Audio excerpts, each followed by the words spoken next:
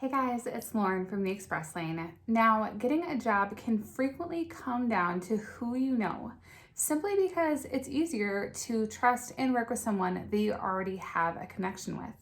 And this brings us to the topic of today's video, the importance of networking. Now, networking is zero fun when it feels forced, one-sided, and just plain awkward. And if that's how networking feels to you, then you're probably doing it wrong. So today we are going to break down our top 5 tips to build an organic network with other professionals in a way that is fun and feels true to create relationships that last. So let's go ahead and get started. Our first tip comes down to networking with people at your level. Now, if you only strive to network with people that are in very high ranking positions, it very quickly starts to look like you're only talking to these people to make connections. Now, what you want to do instead is you want to network with people that are at your current level or that may be a level below you when it comes to your experience in your industry. Because remember, we all have to start somewhere. I mean, you never know where these people are going to be in 5-10 years down the road now that you've added them to your network. Our second tip is all about networking with people whom you admire and whom you mesh well with. Now, no matter how high ranking an individual is at a certain company, if you don't actually like the person, what's the point of networking with them? You want to remember that networking is about making connections with other human beings, and starting with someone that you have something in common with is a great place to go. So I wanted to give a real world example that actually happened to me, combining tips number 1 and 2. So I met this girl at a work conference, and it was during some kind of cocktail hour later on in the day, and if I remember correctly, I think it opened up with me complimenting her on her polka dot shirt because it was absolutely adorable. But anyway, we kept chatting the entire time that we were at this cocktail hour. And before the cocktail hour was even over, we ended up adding each other on LinkedIn so we could stay in touch.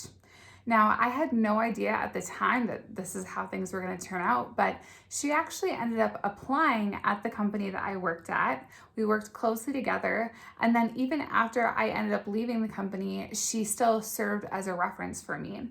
And beyond the company, even though she's at a different company now too, we both have stayed in touch, and she has not only remained part of my network, she's actually become a really close and trusted friend.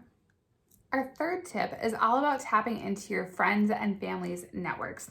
Now, the really awesome thing about tapping into these networks is that your friends and family have already done the heavy lifting for you because they've already built rapport with these individuals that are in their networks, which means that these individuals in their network trust them, and that makes them trust you by association. Now, when I was in college, I had 3 different jobs on campus, and all 3 of these jobs I landed because I knew someone who was connected to that position. Now, of course, I still had to put in my application, I still had to interview well, and I still had to prove myself on the job. But having the connections with these individuals in my network and having my friends be connected to those businesses helped me get my foot in the door so I could have these really great experiences while I was in school. Our fourth tip is centered all around community service.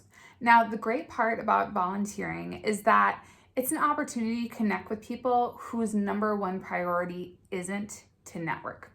You are really there helping out the cause, and you already have something in common with these individuals because they obviously are there and care about the same cause that you do. Consistently volunteering for the same cause can show that you are a reliable volunteer, and it might even earn you an invitation to future networking events for that organization. Of course, as a bonus, you can build your resume with your volunteer experience while also supporting a cause that's close to your heart. Our final tip is to network at social gatherings. Now, think housewarming parties, birthday parties, or the ever popular grad party that many of us are attending right now at this time of year. Now, you never know who you're going to meet at these events. And even if you meet someone and they don't necessarily seem to possess any sort of connection with a new job or with the current company that you have, they may know someone who does. So always keep this in mind and always put your best forward no matter what kind of event you might be at. If you do meet someone that you want to stay in touch with and add to your network, make sure to exchange contact information.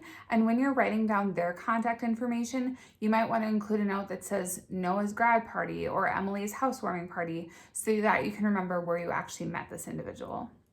Always remember that networking is about building relationships, and building relationships take time and they take effort. You want to make sure that you follow up after your initial introduction and continue to get to know them, including their hobbies, their goals, and even their career aspirations.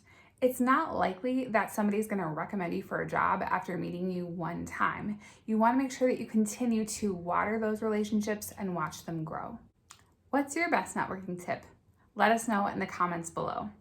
We'll see you back here later this week for a bonus video as we continue to wrap up the first half of 2022 with even more tips to help you get your career in the express lane.